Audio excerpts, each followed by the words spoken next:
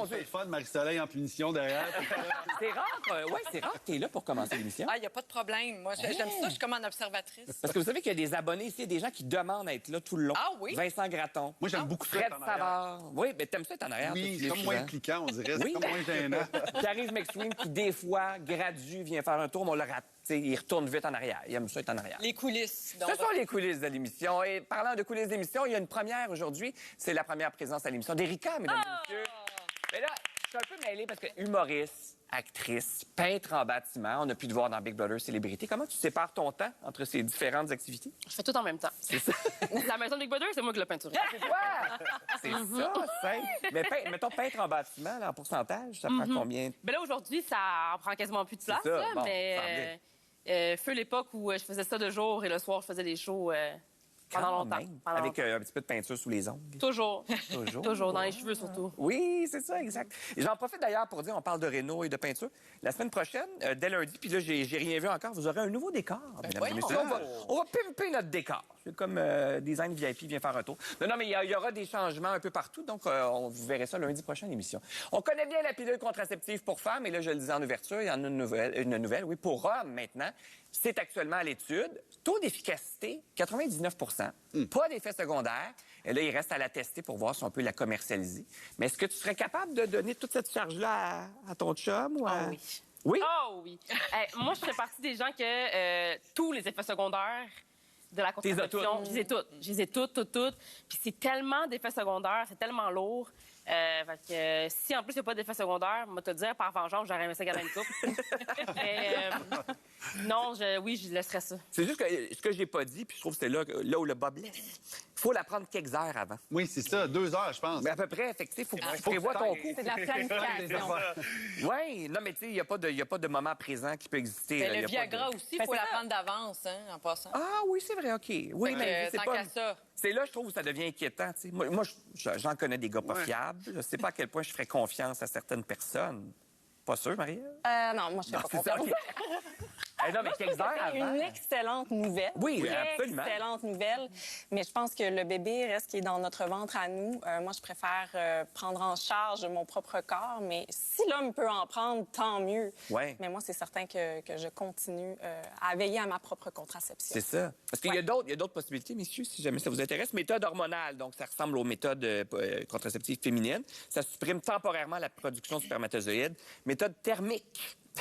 Ça a l'air de faire mal. Moins le fun. Utilise la chaleur pour freiner la production de spermatozoïdes. Hein? Et la méthode physique, donc des petits dispositifs qui agissent physiquement. Ben, Ben, qui viennent pincer le Des canal. électrochocs, je pense. des électrochocs. Mais ces méthodes-là, ça vous parle plus ou... Ben, moi la pilule, j'aurais pas eu de problème à prendre cette pilule. Je parle au passé parce que moi, j'ai fait ma part. En fait, dans ma relation, à un moment donné, ma blonde a dit, ben là, moi, ça fait un bout, puis je suis tanné. Ça te tenterait-tu de te faire Moi, c'est dans 2 semaines. Mon Dieu, j'ouvre les... on ouvre les lignes, mesdames et messieurs. Dans 2 semaines. Mais ça se passe très bien. Ben oui. Ça se passe très bien. M'amener. Écoute, c'est l'affaire de rien, là, honnêtement. rien, Des là. fois, moi, j'avais entendu des affaires dans les chambres de hockey. Ah, ben, fais-toi pas faire. Hey, Voyons. sérieusement, tu marches un peu comme si tu avais fait du cheval pendant quelques heures. Puis après ça, c'est réglé, là, un petit peu de glace là-dessus, puis c'est bien Le correct. petit sac de poids, là, le classique. Oui, c'est ça, mais ça se passe très, très bien. C'est l'affaire de rien. Bon, Fred, toi, l'as-tu fait? non, je l'ai pas fait, mais c'est sûr que ça va venir un jour, mais Bon. pas tout de suite. Mais moi, tu vois, je suis surpris parce que dans les écoles, on n'en parle pas. Moi, je savais même pas que ça existait ou qu'il y avait des études là-dessus.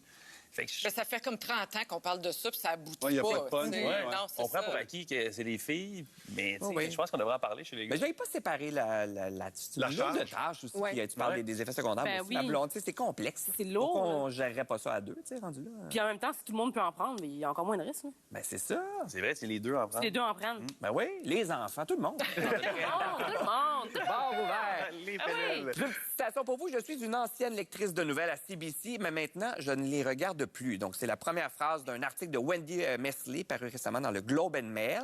Et donc, elle a dit, c'est une ancienne Patrice Roy, là. Elle a dit qu'elle décroche maintenant. Il y a les nouvelles, elles-mêmes, qui la font décrocher, mais il y a le ton aussi qui est utilisé. Et là, on a un fidèle téléspectateur, tout de suite. Oui, moi, je regarde encore mes nouvelles. Et là, là-dessus. Je suis Ouais. comme pas surpris, là, le gars qui est Mais pas non, sur mais- Facebook. puis- Non, mais Il est moi, vintage. moi, j'adore ça. Tu sais, moi, ça fait partie de ma vie. Moi, avant d'aller me coucher, je regarde la télé. ouais? Ah, ouais. Ben oui. Non, c'est parce que moi, je me dis, je sais que c'est quand même des gens qui ont décidé de m'abreuver de nouvelles. Tu sais, il y a quand même, tu sais, il y a un chef de pupitre, il y a des journalistes qui ont fait un travail journalistique, mais j'ai pas le goût de me faire envoyer des nouvelles. J'ai le goût d'écouter un bulletin de nouvelles, puis je regarde le téléjournal ici à Radio-Canada, j'aime beaucoup, mais sinon aussi, je regarde sa chaîne française. J'aime ça m'abreuver. Mais comme tu n'es pas sur les réseaux sociaux, à moins que je me trompe, Patrice, là, donc tu es protégé, toi, dans la journée. Tu découvres encore le bulletin de nouvelles le soir, un peu comme, ben, j'allais dire comme moi il y a 20 ans. Comme dans le temps. Oui, mais non. En fait, c'est que j'ai quand même, tu sais, mon téléphone, je l'ai tout le temps dans les mains, même si j'ai pas les médias sociaux. Tu sais, fait que je regarde pareil, tu sais, je vais voir la presse ou mon... Tu sais, fait que je suis quand même au courant pendant la journée de ce qui s'est passé, mais j'ai l'impression que c'est pas le même travail journalistique, un bulletin de nouvelles. Tu sais, il y a d'autres choses. J'aime pas beaucoup les vox pop, ces affaires-là, mais je trouve un bulletin de nouvelles Radio-Canada nous en prémunit. Puis j'aime ça voir des journalistes à l'étranger. J'aime ça voir des images de ce qui se passe ailleurs, d'un conflit. Puis je sais pas. J'aime encore... Il y a aussi de plus en plus d'analyses dans les bulletins de nouvelles, notamment ici au Québec. C'est intéressant parce que la nouvelle qui est organisée avec les journalistes, mais par la suite, soit une entrevue en complément ou sinon un panel de discussion, ce qui nous permet de nous faire une idée aussi en lien avec la nouvelle qu'on a vue circuler au courant de la journée. Mais le il y a un effet téléjournal... pervers à ça, par exemple, je trouve. Tu sais, pendant un bout, pendant la COVID, ils étaient tous dans leur garde-robe. C'était insupportable, c'était beaucoup trop long. Puis, il y a aussi le fait qu'on dirait qu'il y a moins d'argent dans les bulletins de nouvelles. Donc, il y a moins de journalistes qui sont dépêchés sur les lieux. Puis, il y a plus de monde en studio pour parler de quelque chose. Puis, on remplit un peu. Puis, encore là, on nous gave un peu parce que ça devient un peu de l'opinion. C'est bien. Mais des fois, moi, j'aime mieux juste... Expose-moi les faits, puis je vais me faire un peu... Mais t'es pas le seul, on a hâte de le prendre comme une bébite, là. Non, mais il y a encore un bulletin public pour les bulletins de nouvelles. L'automne dernier, donc, le téléjournal avec Patrice Roy, celui qui se regarde, pour la première fois en tête du marché montréalais, puis c'est les meilleurs scores qu'ils ont jamais fait pour cette case-là. Moi, je regarde celui de M. Roy, mais je regarde surtout celui en fin de soirée. Donc, Patrice Roy, il est sur l'heure du souper. Moi, je regarde celui... Céline Galipo. Mais avant de te coucher, tu trouves pas ça anxiogène? Mais c'est ça. Moi, c'est ça. Parce qu'il y en a beaucoup qui ont arrêté pour ça. C'est très négatif. Ça devrait être le bulletin de mauvaises nouvelles et non juste de nouvelles. Oui, mais en même temps... nouvelles. Ben, en même temps, tu sais, si, je sais pas, si c'était un bulletin de bonnes nouvelles, j'ai l'impression que ça serait un peu, je sais pas. C'est un peu édulcoré, là. Ben, ça serait un peu ennuyant, là, tu sais, genre, on a fait telle affaire, puis, tu sais, en tout cas, j'ai... Mais il y a beaucoup changé, le bulletin de 22 heures de Radio-Canada. Moi, je trouve, maintenant, c'est des reportages plus longs, plus en profondeur. C'est intéressant. Tu sais, c'est pas comme le résumé de la journée. Oui, il y a un peu de ça, mais je trouve qu'ils ont pris un virage intéressant parce que ça fait longtemps qu'on se questionne dans les salles de nouvelles à savoir qu'est-ce qu'on fait avec ça. Tu as toi-même travaillé dans une salle de nouvelles, là. Oui, pendant 2-3 ans, il y a 25 ans de ça. Fait que j'ai été une news junkie. J'écoutais beaucoup de nouvelles. Je recevais 5 quotidiens à la maison. Puis j'ai fait ça pendant des années, jusqu'à il n'y a pas si longtemps. Mais à un moment donné, on dirait que c'est devenu beaucoup. Puis c'est vrai, quand les téléphones... Pour moi, le tournant, c'est les téléphones intelligents. Parce qu'en étant informé, bombardé toute la journée, j'ai moins envie, contrairement à Patrice, le soir. Bien, premièrement, moi, à 10 heures, je dors. Donc, 10 heures est devenu trop tard pour moi. Puis on se rappelle, à une époque, les jeunes, vous ne vous souvenez pas de ça, mais c'était à 23 heures, les nouvelles à TVA à l'époque. Il y a longtemps, on a ramené ça à 22 heures. Maintenant, il y a un bulletin à 21 heures. Bon, mais le bulletin du souper était un rendez-vous pour moi, puis je l'ai perdu, cette habitude-là. Je suis obligée de l'admettre. Avec le téléphone. Mais c'est ce qu'elle dit, la journaliste en question. Elle dit, à la fin de la journée, j'ai l'impression que j'ai eu ma dose de nouvelles, j'ai tout ce dont j'ai besoin. Mais je vais quand même citer ici le grand sage, Fred Robichaud. À la fin de la journée, j'aime regarder quelque chose de plus léger, comme on va se le dire. Je suis assez d'accord. Je trouve que c'est un bon choix. Quand on parle d'anxiété, là, c'est aussi anxiogène de regarder le téléphone puis Instagram avant de se coucher. Exactement. Que de regarder un téléjournal. Oui, c'est vrai, c'est pas mieux. Il faudrait se couper des écrans complètement une heure avant de dormir. Perso, c'est ce que je fais. Tu sais, je regarde le téléjournal, je le toffe pas souvent. Tu sais, je regarde le début, puis après ça, je vais me coucher, mais je lis en me couchant. Parce que, bon, là, on va en parler peut-être plus tard. Tu sais, c'est important de se garder les yeux ouverts pour bien s'endormir. Fait que là, il y aura comme des liens. Mais je trouve que c'est important aussi de lire. Tu sais, il y a quelque chose qui apaise puis qui nous permet de réfléchir. C'est trop sérieux. C'est le ton, moi, des nouvelles que je trouve ça bonjour. Tout le monde est habillé propre. On dirait qu'il faut que je me mette propre pour regarder ça. Non, faites autre chose, peut-être, effectivement. Si vous voulez pas être sur un écran et tout ça. Faites l'amour, en fait. T'sais, prenez votre pilule contraceptive à 7-8 heures. Faites l'amour après. Regardez le téléjournal. Ça. Selon une étude relayée par Le Devoir réalisée sur des jeunes, écoutez ça, de 20 à 35 ans, la spiritualité, on parle des jeunes et spiritualité, ça occuperait une place importante dans leur vie, même s'ils la vivent en marge des institutions religieuses. De quelle façon est-ce qu'ils vivent leur spiritualité? Ah, mais c'est vraiment intéressant. Pas dans un cadre organisé, Ben là, c'est ça. on sort Dieu dans la majorité des cas, là, l'espèce de religion traditionnelle qu'on connaît. Mais là, c'est une connexion avec la nature, les arbres, l'univers, L'énergie. Côté la nouvel âge, musique. Les cristaux. Ouais, un peu, les cristaux. Même la musique, c'est quoi? Je vois Abeille Gélina, la sœur de Mitsou Gélina, là, qui met des vidéos sur les réseaux sociaux. Elle est DJ, elle met de la musique, puis là, c'est comme on sort le fou, puis c'est une forme de spiritualité, elle guide des gens là-dedans. La méditation, j'ai l'impression qu'aujourd'hui, les jeunes vont chercher un peu de cette spiritualité-là dans tout, dans diverses religions, C'est comme dans à la carte. certains moments, à la Tu sais, carte. au lieu de prendre un tout inclus, tu te prends la carte puis tu vas choisir ce qui te plaît à Ouais, toi. tu sais. ouais. Ça fait très des-tu spirituel, toi? J'ai commencé le yoga, moi, avec ma blonde. Je te dis, c'est capoté. Tu le vois Yoga comme chaud, quelque chose de spirituel et non sportif, là. Ben, ouais, je vais prendre un 50-50 parce que je sors de là, puis c'est un peu les Olympiques, là. Et la prof est vraiment. Sont sévères, sont dedans, là, mais ça reste que ça t'amène ailleurs. Quand tu finis ton yoga, puis t'es couché, là, je te dis, tu vis une émotion où, je sais pas, il y a une connexion. Tu sais, je suis pas un croyant, mais je crois quand même aux énergies. Tu sais, t'es positif, t'attires le positif. Je crois un peu ça, là. Mais je pense qu'il y a quelque chose, en tout cas, que j'ai découvert dans le yoga, qui, je vous dirais, un peu quand même spirituel. Peut-être la communauté aussi. Moi, je pense que les gens ont soif tout le monde est sur... On vient de le dire, tout le monde est sur son écran tout seul. Puis là, tout à coup, on a quand même besoin de faire des affaires en groupe, en gang, puis de sentir qu'on appartient à un groupe. Puis depuis qu'on ne va plus à l'église, ça commence à faire longtemps, mais il y a comme un vide. Puis les gens, je pense, cherchent à combler ce vide-là. Puis des activités comme le yoga en groupe, je pense, ou la méditation, ou les trucs À en une nature. époque aussi, on est très éco-anxieux. Aussi. On parlait des nouvelles qui sont déprimées. Il y a comme un climat un peu morose aussi. Fait qu'on peut-être qu'on a besoin de certaines réponses ou de quelque chose. Je pense que moi, ça fait du sens. Moi, je trouve ça très fascinant, toute cette popularité de la spiritualité. Puis si tu y penses, il n'y a pas grand-chose dans la société qui fonctionne bien. La santé fonctionne pas bien, la politique fonctionne pas bien. L'émission ici, ça marche bien. Ça marche bien. Mais les lois de la nature, elles, seront toujours respectées et propres. Oui. Donc, c'est le seul endroit où est-ce qu'on peut vraiment trouver de l'ordre. Puis je Mon pense ami que dit la nature, c'est plus fort que la police. Ben, c'est vrai. encore vrai. Je pense que dans une société où il n'y a pas grand-chose qui est fluide et qui fonctionne, ben les plus jeunes vont trouver un réconfort dans quelque chose qui a des lois et qui fonctionne. Oui, bien, exact. C'est exactement ça. Ce que la religion apportait avant, là, c'est une espèce de guide, des règles, un objectif. Des balises. C'est très rassurant de s'accrocher à ça. Tu sais, quand c'est écrit, on dit on doit faire ci, on doit faire ça, on doit pas créer. Et là, aujourd'hui, on a besoin de retrouver cette espèce de guide-là, ce qui explique peut-être aussi les espèces de courants véganisme, crossfit, où on cherche une communauté pour appartenir à quelque chose. Conspirationnisme, en quelque part. Oui, absolument. La validation de ta personne par le regard des autres qui pensent un peu comme toi. C'est ce qu'ils cherchent tous. Parce que pour moi, la spiritualité, ça devrait être un peu une démarche personnelle. Mais tu sais, quand vous dites, genre, ben elle poste son truc spirituel, bien, pour moi, il y a une recherche de validation là-dedans. Fait que la démarche est un peu... Ah oui, c'est vrai. Tu sais, ça va loin parce que tu disais le convoi de la liberté qu'il y a eu à Ottawa, là, les camionneurs qui convergeaient. J'ai vu un témoignage d'un de ces camionneurs-là qui était là-dedans, qui a investi toutes ses économies. Je pense que c'était comme 10 000 Lui, c'était tout ce qu'il avait. Puis il expliquait, moi, je suis allée là, je pensais me faire des amis. Justement, j'avais l'impression de faire partie d'un groupe.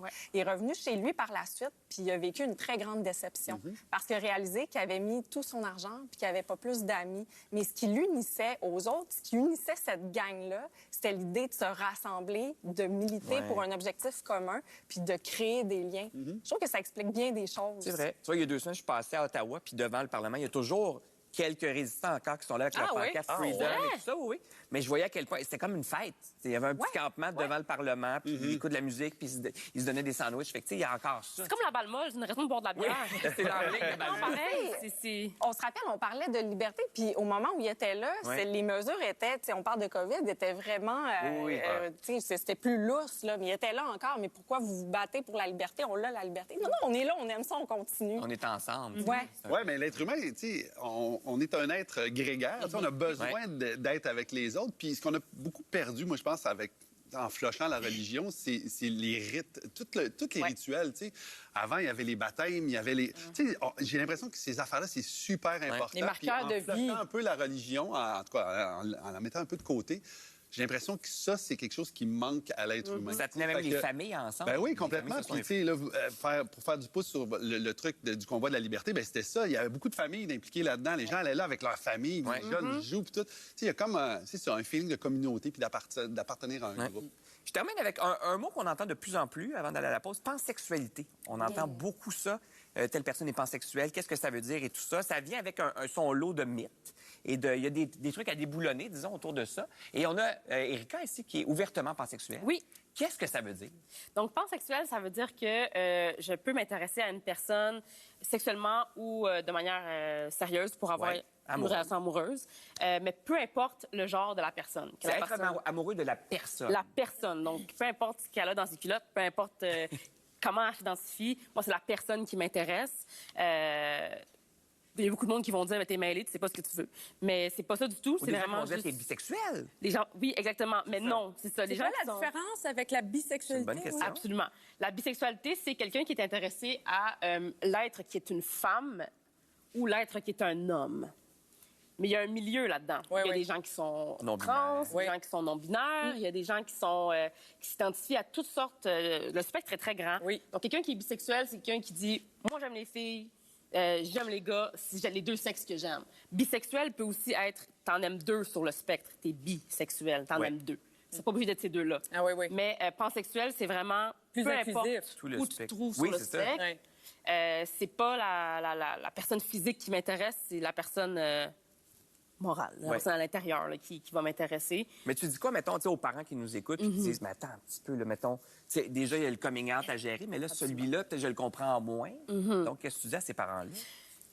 Que ce soit pour un coming out de pansexuel ou un coming out n'importe quel, je pense que ce qui est important de rappeler aux parents, c'est que l'émotion, vous n'êtes pas obligé de la vivre sur le coup.